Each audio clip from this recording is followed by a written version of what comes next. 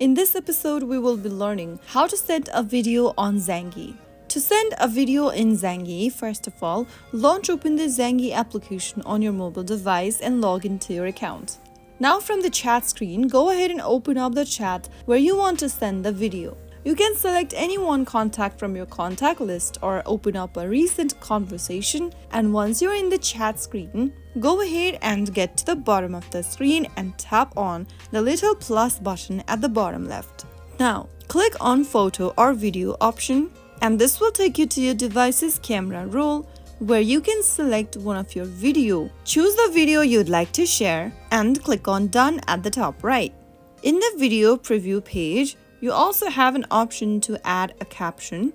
Type down a caption for your video if you want to, and finally, click on the send button in blue at the bottom right.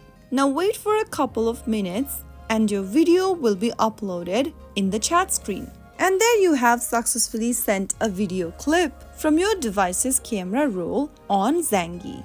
I hope the video was helpful to you. If it was, make sure to give us a thumbs up. Don't forget to subscribe to the channel by hitting that subscribe button.